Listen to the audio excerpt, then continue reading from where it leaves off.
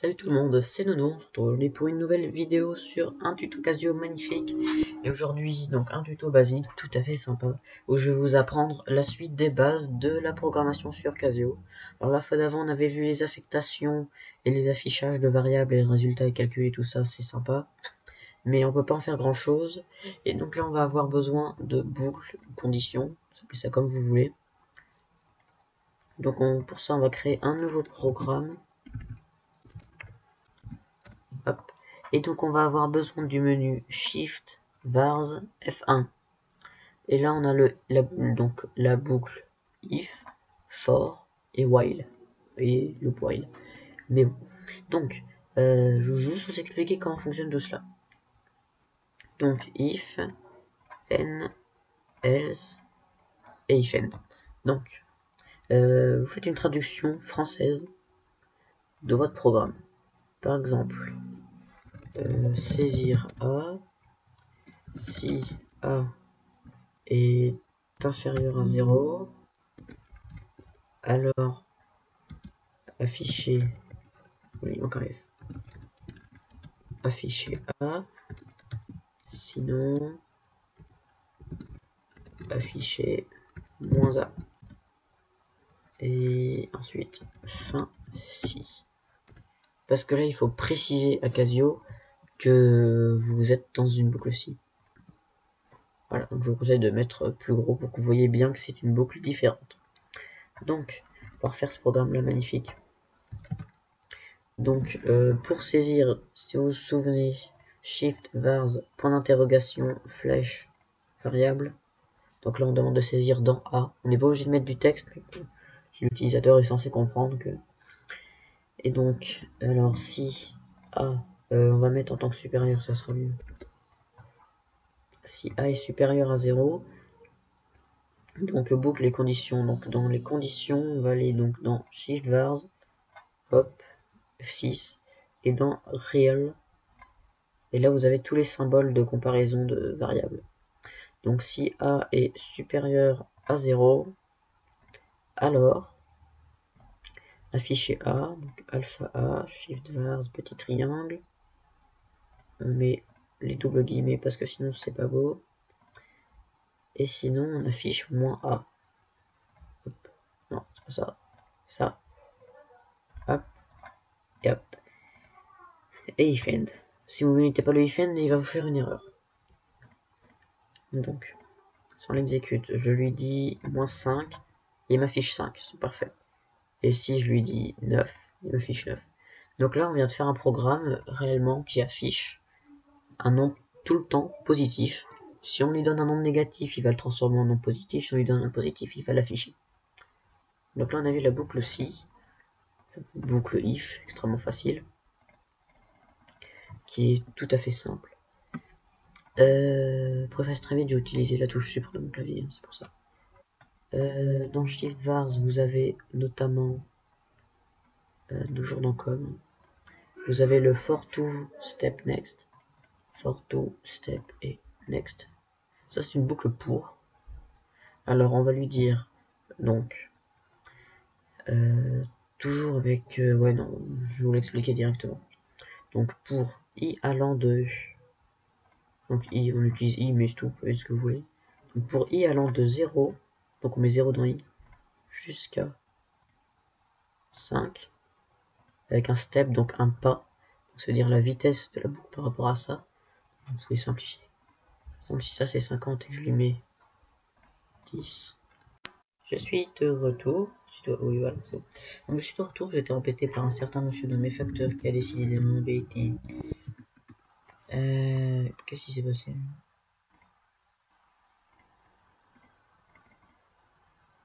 Ah, c'est original ça.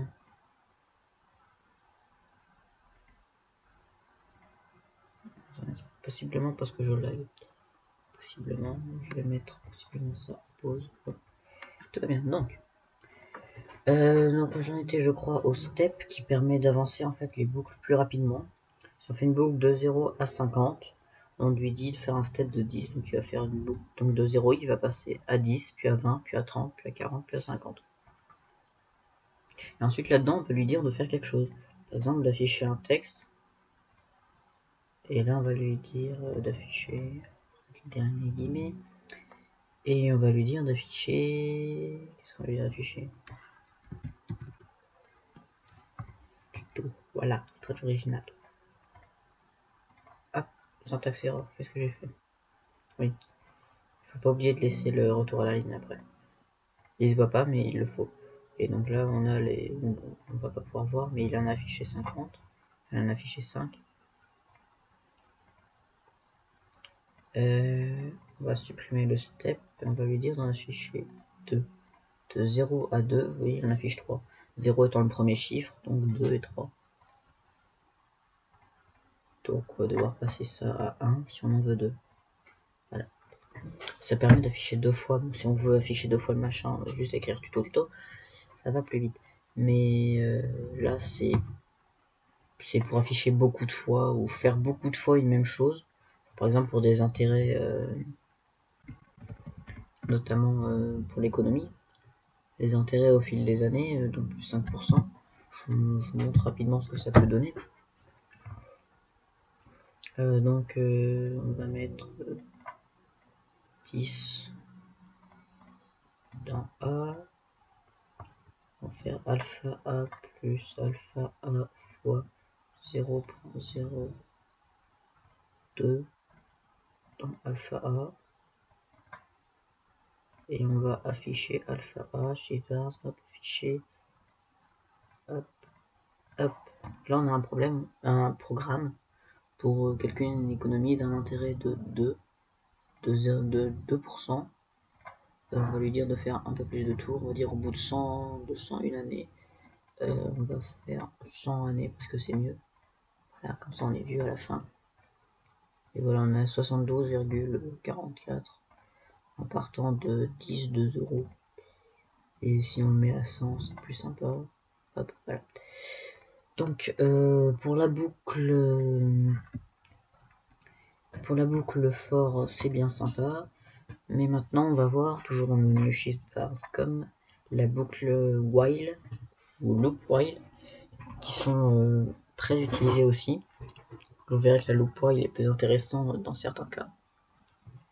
Donc while veut dire tant que. Donc la première s'utilise avec while et while end. Donc il faut pas oublier de lui mettre une condition. Par exemple alpha A égale 2. Et là on va lui dire alpha plus 1 dans alpha 1. Et là on va lui mettre moins 3 dans A. C'est pas beau. Ouais. Et donc là en gros ce qu'il va faire c'est qu'il va mettre moins 3 dans A. Donc A sera égal à moins 3. Et lui il va lui dire tant que A égale à 2, je vais faire A plus 1. Le problème c'est que A est égal à moins 3. Donc du coup il pourra pas rentrer dans la boucle.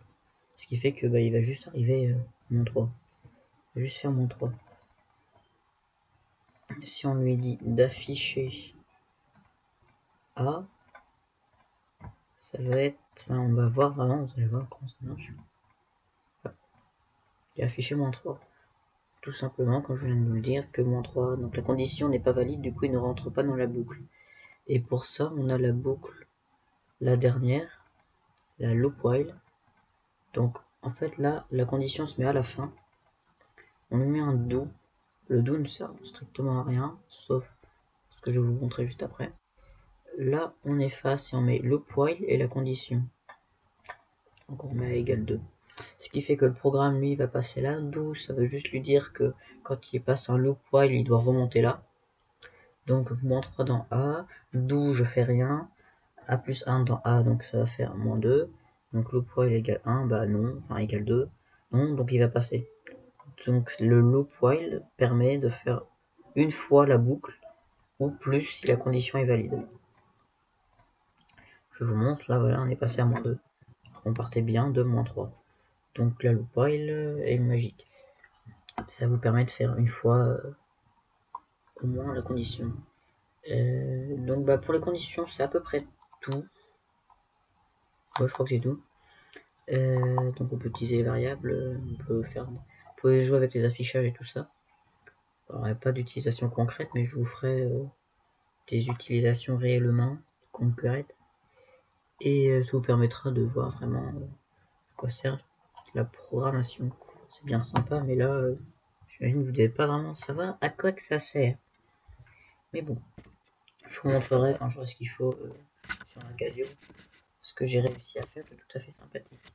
Et sur ce, je vous dis au revoir et à bientôt pour une nouvelle vidéo.